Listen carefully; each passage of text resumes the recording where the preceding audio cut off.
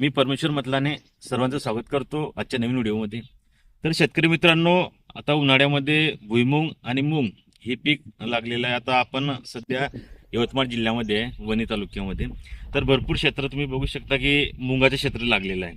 तर मूग आणि भुईमुग हे उन्हाळी पिकं आपण घेतो. त्याकरता सर्वात महत्त्वाचा जो मेजर प्रॉब्लेम आहे तणाचा, म्हणजे की आपण जेव्हा पेरणी करतो, पेरणी केल्यानंतर जे तण निघते, तर तणासाठी आपण डवरणी करतो, खुरपणी करतो.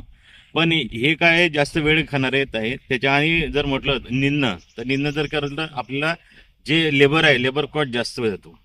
म्हणून यावरती एक चांगला उपाय म्हणून आपल्याला तणनाशक आपण फवारणी करतो. आता तणनाशकामध्ये पण कोणतं तणनाशक आपण फवारणी केलं पाहिजे याबद्दल पण आपण माहिती बघणार आहोत. आणि आपल्या पिकामध्ये मूग आणि भुईमुग पिकामध्ये सर्वात महत्वाचे तण म्हणजे गोलपानाचे जर म्हटलं तर गांजरगवत, छोटी दुधी, मोठी दुधी. आणि लांब पानाचे जर म्हटलं तर लाल दांडी, शेपरूट, त्याच्यानंतर हराळी, हे सर्व तण येत असतात. तर आता ह्या तणांसाठी एक सफिक्स केमिकल या कंपनीने एक चांगलं ऑप्शन आपल्यासाठी दिलेलं आहे. तर हे आहे वेटो. हे वेटो जे आहे आपल्याला याच्यामध्ये फोमिसापेन 12% आणि क्युझॉल्फॉपिथाइल 3% हे कॉम्बिनेशन आहे.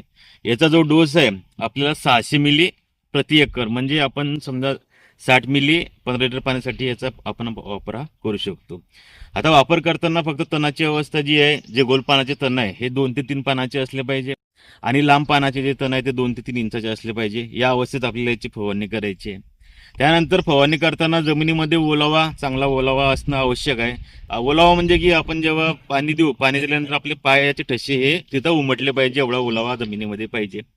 त्यानंतर वापरताना आपल्याला चांगलं पाणी म्हणजे शुद्ध पाणी आपल्याला वापरायचं आहे, गढूळ पाणी आपल्याला वापरायचं नाही. व्हिटोचा जो डोस सांगितला 600 मिली प्रति एकर, तुम्ही 60 मिली या प्रमाणामध्ये 15 लिटर पाण्यासाठी याचा वापर हा करू शकता. तणाची जी अवस्था आहे ती फार महत्वाची आहे. जास्त जर मोठे तण झाले तर काय होते की बऱ्याचशा वेळेस ते पानं गळून पडतात आणि कांडी तशीच राहते आणि परत हिरवं होते. तर हे टाळण्यासाठी आपल्याला तणाची अवस्था सांगितली आहे की गोल पानाचे तण हे 2 ते 3 पानावर असले पाहिजे आणि जे गवतवर्गीय तण आहे ते 2 ते 3 इंच असले पाहिजे.